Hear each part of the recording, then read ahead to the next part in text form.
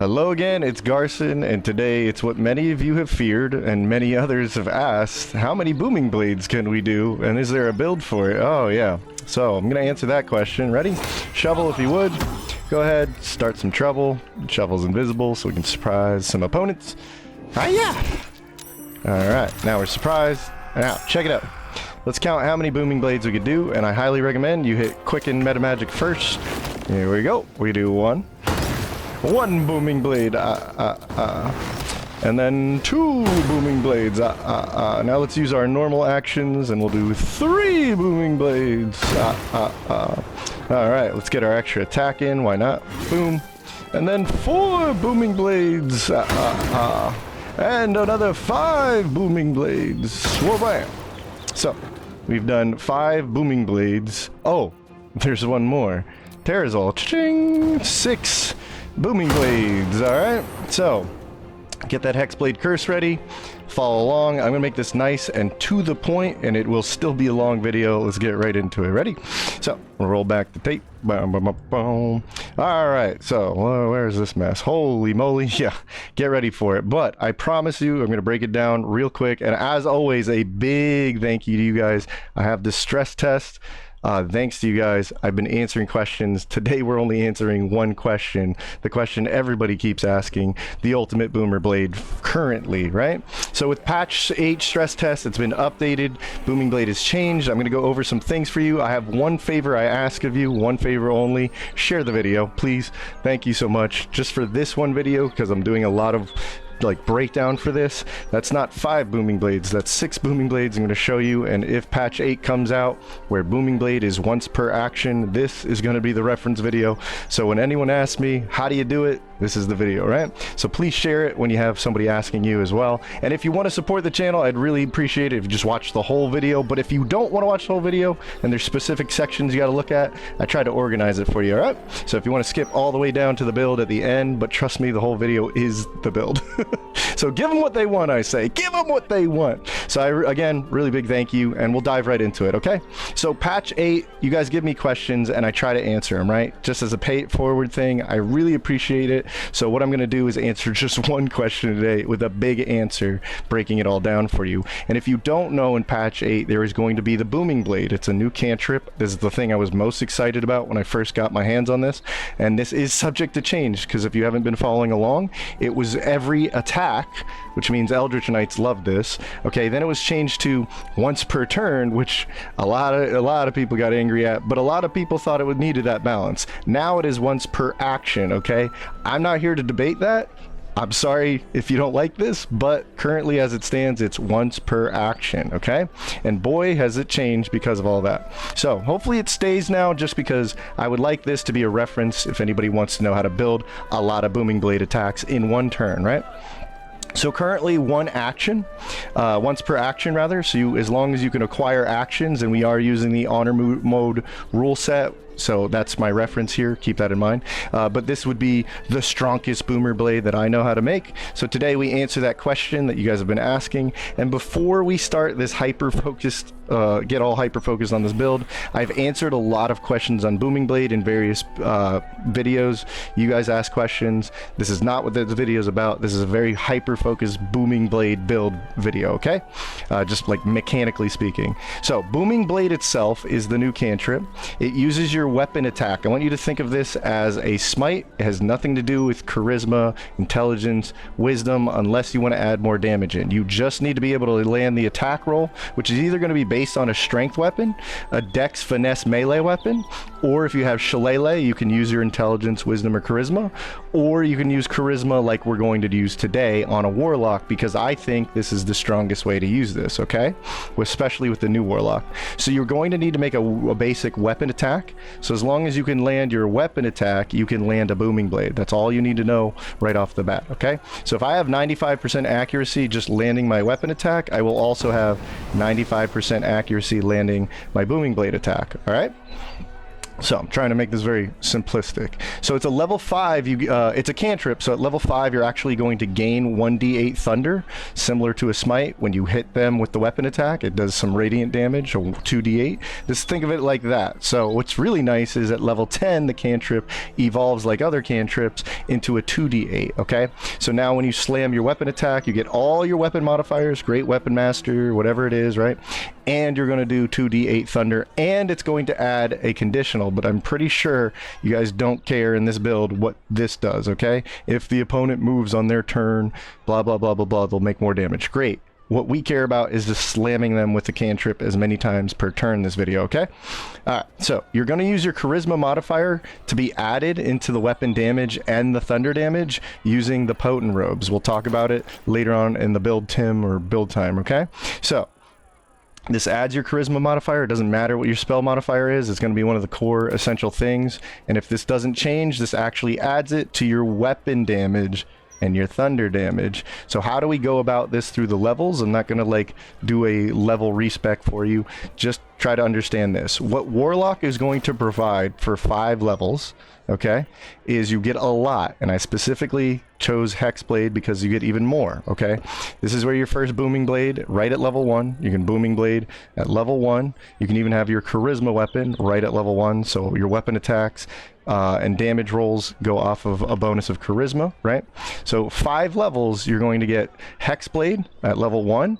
This is the best place to start, in my opinion. You're going to have a Charisma weapon and the Hexblade Curse. I've done videos about this to keep this simple. You're going to add up more damage by randomly applying this with your Charisma pack, Hex weapon, whatever. And this will give you potentially better crit chances, plus your proficiency bonus. This +4 that's been growing, 2, 3, and then 4, right?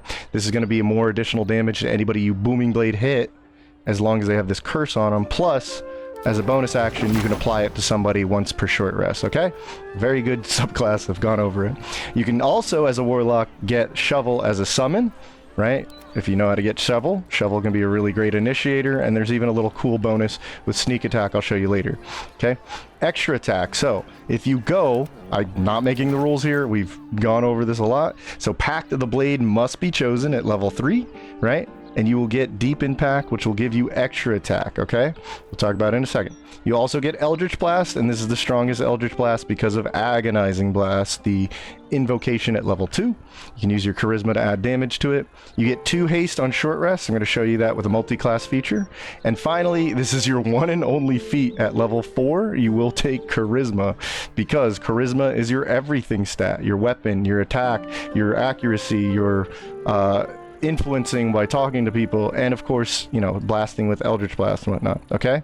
So you don't need any other stat. I'll give you the stat breakdown later. Okay, so most of what we build will also benefit to Eldritch Blast. I can't overstate this enough. Eldritch Blast is disgustingly strong, especially at level 10, but even at level 5, where this really starts blowing up, like level 5, level 6, and so on, you're going to have Eldritch Blast as a ranged cantrip option, and very few things resist or are immune to force damage, so you'll always have the booming explosion stupid damage, right? But for every action, you can also blast off 1, 2, 3 blasts, right? And that's amazingly powerful, because everything we're doing for this is typically benefiting for this, okay? So, Charisma weapon at level 1 is great. So what you'll do is you'll bind your Pact weapon. On Hexblade, it's a Hexed weapon. So now we have a Charisma weapon for attack rolls, and for damage, we get +7 with our big Charisma modifier here, okay? All starting at level 1.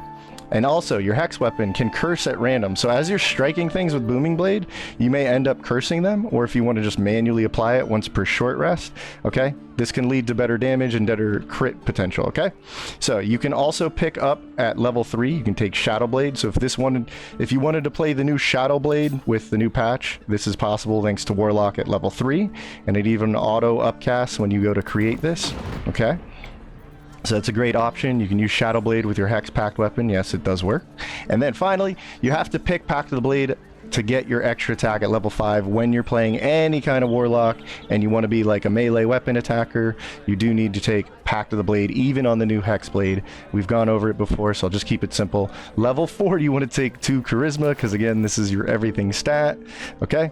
you'll be up to, if you started with 17, you'll be now up to 19, and we'll go over that in a little bit too. So if you get Shovel, right, the Quasit, Shovel here has a few benefits. By being a Warlock, you can learn Shovel, and it'll just be like a summon you can bring in, just like Scratch here, okay? So if you have Shovel, you can actually enable sneak attacks, a little cute bonus we could do later. He can scout for you while he's invisible, and he can also do the surprise attacks for initiation, so that you can start a battle off by pre-hasting, and then he'll surprise, and you get a whole free round of 6 Booming Blades before the turn can even start, right? Pretty stupid. Helps your whole team too.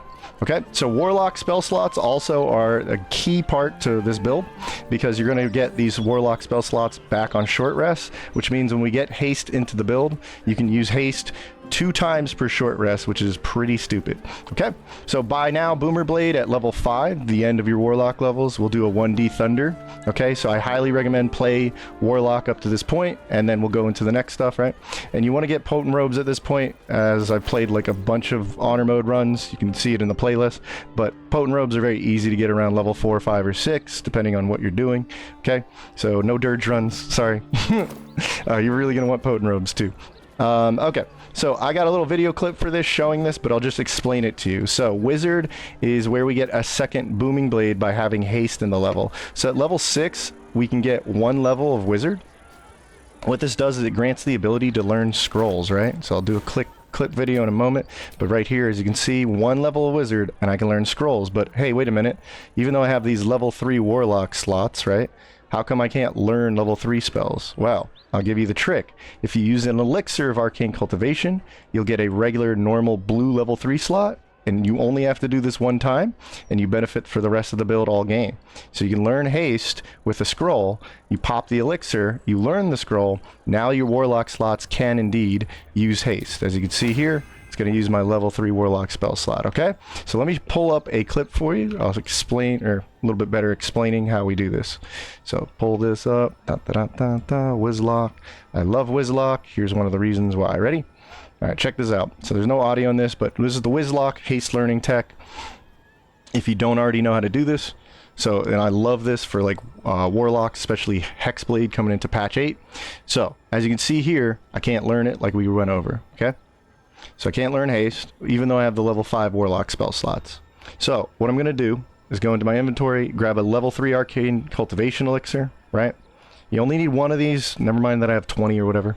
And you need 1 level, 1 spell scroll of haste, right? That you could probably just find on vendors, even at like level 3 or 4 or whatever. So as long as you find that 1 scroll, if you want a vendor cheese, I don't care. But as long as you get that scroll, now you can learn it permanently. And as long as you have that 1 wizard level, you can have at least 1 prepared spell from wizard, and that should be your 1 prepared spell, right?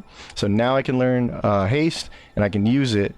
So if I go ahead, skip ahead, you can see that I can use my haste, and say I can swap out my elixir now, because I don't need that normal level 3 spell slot, okay? And now haste will run off of my spell slots, so we'll pop this away. Okay. So, Warlock slots can now use haste, and at least 1 spell can be prepared, right? So prepare haste, and now haste equals 1 more Booming Blade, right? Because you have 1 more action, as well as you could be blasting off 2 or 3 beams with Eldritch Blast. So having another action is pretty superior to just having another attack, right? Especially in the case of Arcantrips. Okay, moving along, next you want to take 2 or 3 levels of Sorcerer. So by now it'd be level 7. We'd go into level 8, 9, and 10. And what it's going to do for us is get a 3rd Booming Blade thanks to Quicken Magic, right? So Quicken Magic, just keeping things simple. Obviously now you can use your bonus action to cast another cantrip or spell for 3 sorcery points. Okay, so if you respec like a nerd, which you really should, you can take this as your first level. And what this is going to do, unlike my build here, is you'll have more concentration from the constitution checks. You'll have your proficiency plus 4 bonus to this, and you're really going to want this, okay? Because if you're going to haste all the time, you're really going to want to be able to not get hit or not lose concentration. So that's con resilience, well, proficiency, I should say, for the haste concentration. That's very important, okay?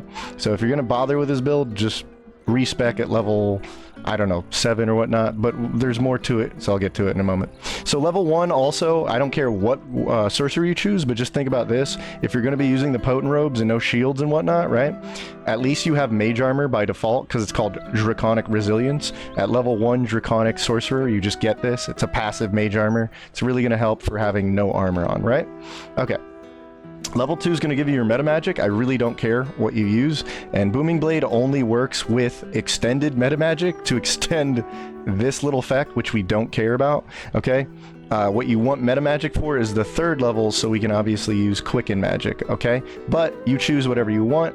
What I think really matters for this, like, whole point of this build is that you Quicken Magic with your bonus action and 3 sorcery points, okay? And if I had to recommend anything at this point, you're a level 4 caster, which does not mix very well with Warlock spell casting, okay? But you do get level 2 spell slots, so turn all these 2-level spell slots into sorcery points for your Nova round of Quicken Magic, right? Okay, so you can now have a level 4 caster, like I was saying. Warlock doesn't really add very well into this. It's just the wizard and the sorcerer levels giving you level 2 spell slots, right? So your blue spell slots, I would say just turn them into sorcery points right here. So that's why they're all gone here. All right. If you really needed to, you can use your level 3 warlock slots to make some more sorcery points. Okay, you do you. But don't get distracted just because you have spell slots, right? Just use them for sorcery points. This is your Nova damage, as they call it. This is your ammo for your Nova round, okay? So just ignore shield, ignore twin haste. Don't worry about twin haste unless it really benefits your team. But just sure you can, you know, do the one thing really well. But sure, you could do that. You could do twin haste and whatnot. I'm not oblivious to that. I'm just saying, from my experience, just run this, okay? Okay, Rogue is the final addition to this build. So at this point, from Sorcerer, you'd be level 9 totally. So that leaves you with 3 more levels. So it'll be another 3-level dip. And this is going to give us a 4th Booming Blade thanks to Quicken Magic. We can now do it twice. If we have the sorcery points and 2 bonus actions, we can Quicken Booming Blade twice, right? Which is crazy. Okay, so it's a 3-level dip. You should respec at this point. Do you know why? Because if you go Rogue as your last brand new class, right? If Rogue was my last brand new class, instead it was here, that means Intelligence, this wimpy 8, is going to add a -1. No, it'll add 0 damage when I go to use Arcane Synergy Ring. So big pointer I wanted to point out, okay? So you should respec if you're going to do this build. There's really very little way around it, unless you wanted to play the Rogue levels before the Sorcerer levels.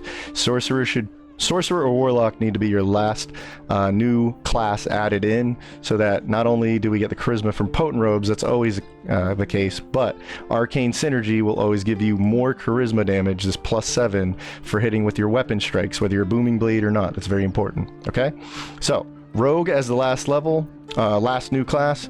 Now it's an intelligence spell modifier, so don't do that, okay? We want charisma instead for arcane synergy damage, but Rogue itself is going to give you level 1, not just thief, right, in the bonus action, but you're going to get expertise, which I highly recommend going into athletics, because you suck at jumping and you suck at getting pushed around, and you're going to lose your haste from going prone. Go athletics. Also, maybe talk to people and tell them to kill themselves. Literally, if you're using performance to use the harmonic dueler, I'll talk about it in another video, but this is an excellent use on this build because of Mellow Harmony adding even more charisma damage to your thunder damage and your weapon damage. But for now, I think everybody's just going to play a big 2-hander anyway, so whatever. Okay, so level 1 gets expertise though. So maybe if you were using the harmonic dueler, take performance. Otherwise, I really think you should take acrobatics and then what you want, because you get 2 expertises at level 1 Rogue. Level 2 gives you these bonus actions. I can't state enough how good Rogue is, if only for the dip at level 2 gives you dash, disengage, and hide. These are really good, and since you'll have 2 bonus actions thanks to Thief, you can really use these when you need to, because the reality is, especially in honor mode, sometimes you don't just swing a lot, you really need to move and maneuver and get to the target if you're going to Booming Blade them, right? So don't sleep on these. Level 3 is what you want though, I know. So 2 bonus actions means 2 quicken boomers, right? We already talked about that. So, by the way, remember shovel? Let me show you a cute little clip here as well. Let me pull this up. All right. It's for those of us who want to squeeze out all the damage. Here we go. Where is it? Where's shovel? Shovel, where'd you go? Oh, there you are. Sorry. Go. Okay, pull this up. All right, so check it out.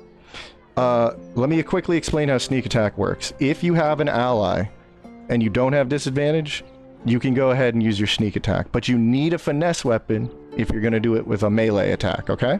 And then you just set it to your reaction. You can even set it to ask or not ask. If you don't set it to ask, it'll just do it whenever your conditions apply. So for Booming Blade, we can also get sneak attack. It's a little 2d6, but you know what? Why not? Especially if we're using shovel, right? So I'm going to start combat. And as long as I meet the conditions, and guess what? Little trick from arcane tricksters, shovel can be invisible, which means you can move around outside combat. So shovel is going to be your buddy who can always enable this 2d6 per round, right? While everything's going around, shovel's just like, oh, I'm invisible, I'm not in combat, I just walk around, look at me, I'm cute, okay? But I'll park him next to the target who I'm going to go for the sneak attack conditions. So my ally shovel, even though he's invisible outside of combat, will enable sneak attack. Check it out.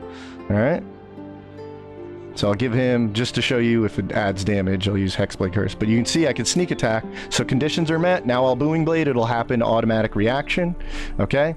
So as you can see here, Hexblade Curse didn't add damage to the Thunder, but it does add it to my normal weapon attack. I get the proficiency damage, right?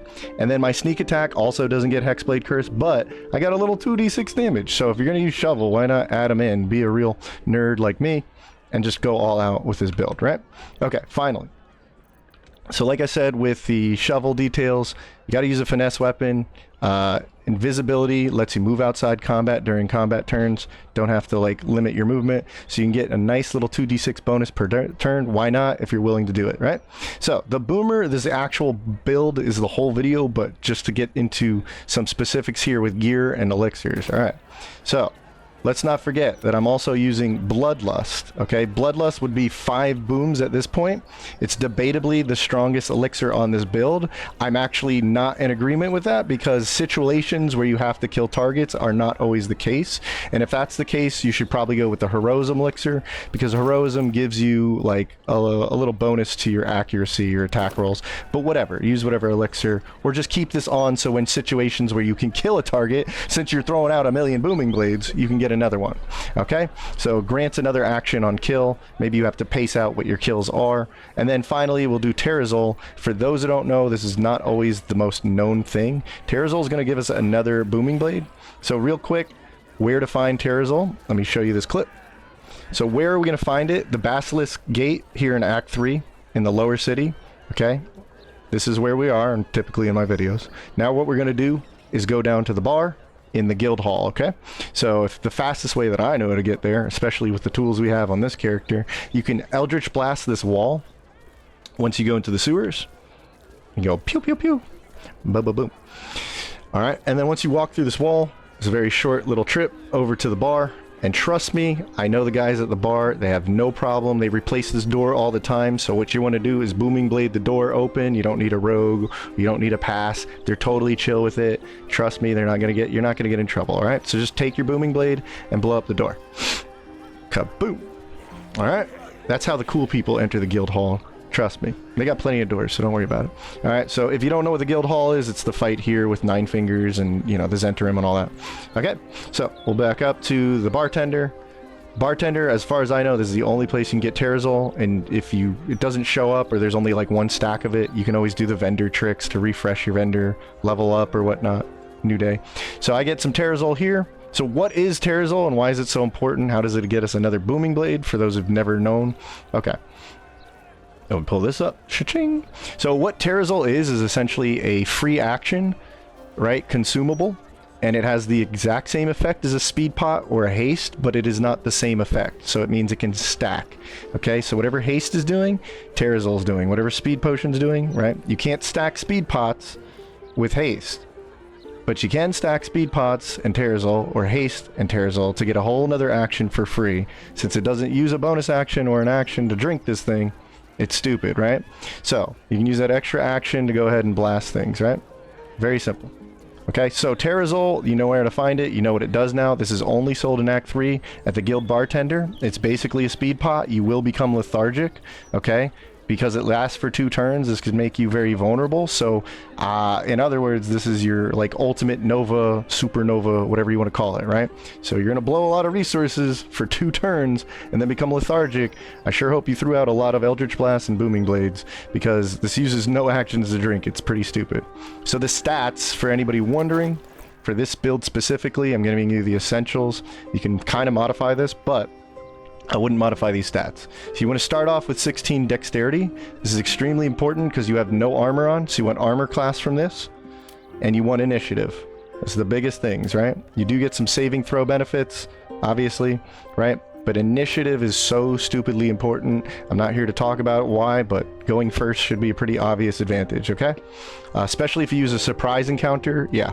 And then obviously we don't want to get hit. If we get hit, then we have to do a concentration saving throw, and we could potentially lose a turn of Booming Blades, right? Constitution, hey, we don't have a lot of stats to put in here, so try and bring this up as high as possible, and then when you get this amulet, it'll go crazy. So for most of the game, you'll have 14 constitution. It'll give you a little bit of boost to your concentration, okay? But charisma is your everything stat, so you want to start with 17. This should be your main guy, like your dude you're going to invest stuff into. So you're going to invest the hag hair plus 1 charisma. That brings you to 18, and the mirror is going to bring you up to 20, right? Okay, so maybe not 24. I think I goofed the numbers here because we can only get... Oh, wait. No. I know what'll happen here. Okay, so again, you'll start at 17. Take the hat here. It's 18.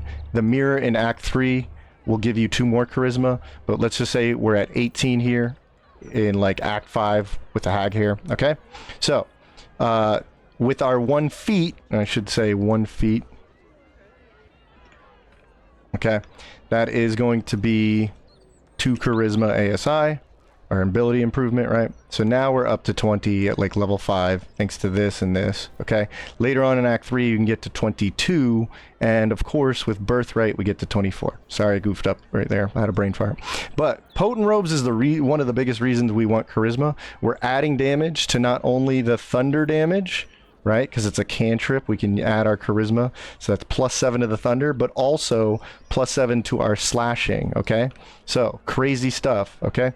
So it adds charisma damage to both weapon and thunder damage. You really want to go with Potent Robes in this if you're going to swing out this many Boomer Blades. Birthright. Okay, this is going to top out your charisma at 24. Note that I have the cheater's ring, I know that, but that's why I explained the stats to you, starting out with 17, the feet, the hag hair, the mirror, and the hat, okay? So the hat is obviously very important to top out our charisma at 24.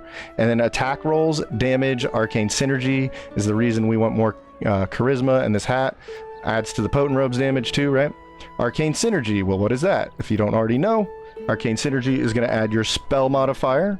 So if you took Sorcerer or Warlock as the last new class, you get more 7 damage on every weapon swing as long as you have Arcane Synergy.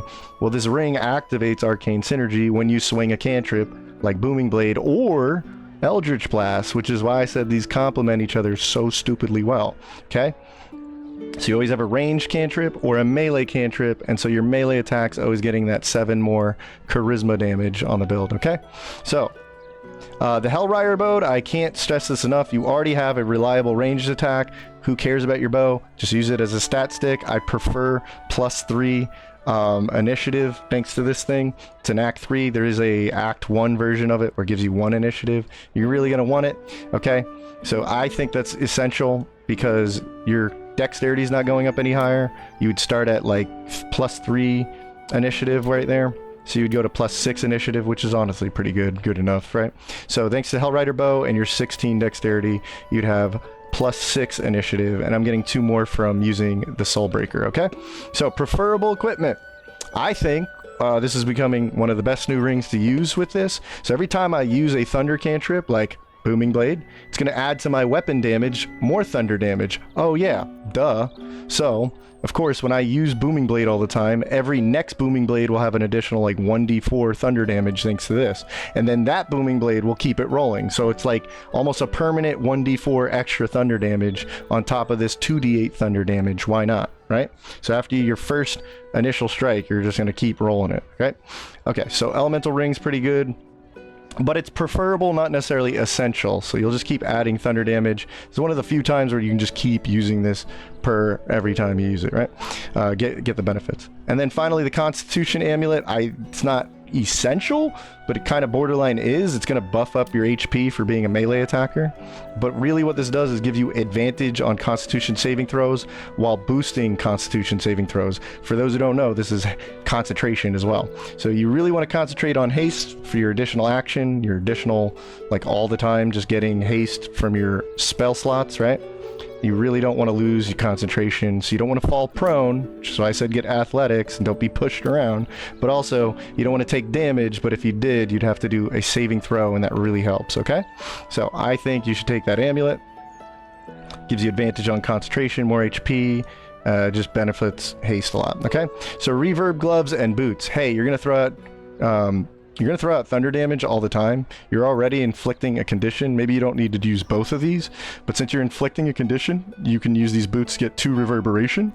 If you are doing thunder damage, which you are, you're going to be inflicting 2 more reverberation. So every booming blade, right, will be popping off reverberation, which will eventually lead to more thunder damage, but also potentially throw your targets prone, which really helps you and the team, okay? And then lastly, like, you should probably target initiative or AC or both, okay? This sword can just be proficiency thanks to Hexblade weapon, so I don't need great weapon proficiency. I can get a nice 2d6 great weapon. If I was Githyanki, I would get additional psychic damage, but really, I get the +1 weapon with 2 initiative rolls is really good early on, and now I'm up to +8, because like most of my damage is coming from the robes and the booming blade, right? So just pick a weapon, whatever bonus effect it has is what really matters there. And armor class, like maybe the cloak of protection, or if you don't want this ring, you can use the armor ring or the armor boots, right? That's all I'm trying to say here. Okay, so how do you play and level this build? I think I showed you how to play it. It's just hit booming blade a lot and just don't lose concentration, and yeah, use your sorcery points wisely, and Nova 1 or 2 turns of 6 booming blades is going to kill everything with this, okay? I will play this on stream. I've been waiting, now that we're done with all the subclasses, no multi-classing, the next play run will have this build, because I want to run an Eldritch Blaster and a Booming Blader, and you guys want to see it in action. But if you wanted to play it yourself, I think I kind of broke down the levels, but you'll see it as we play through the honor mode. Otherwise, just check out the playlist. I've done new subclasses only, so you can see the new Hexblade, you can see the new Shadowblade, the new Booming Blade through like almost every run had Booming Blade. Right now we're doing Gael'Gira, which is tons of fun, so just come join the live stream. I really appreciate it. Like I said, ask questions if you have any, but I've answered a lot of questions on Booming Blade specifics, like what metamagics and what effects happen, blah blah blah. This was just focused on how to build this character so you can swing this a lot, right? You guys are my sponsors, that's why I make the videos. Thanks to you, I have patch 8 stress tests, that's why I do breakdowns, cool build stuff. Just try and encourage you to play honor mode, because it's the best freaking mode, okay? So go play it.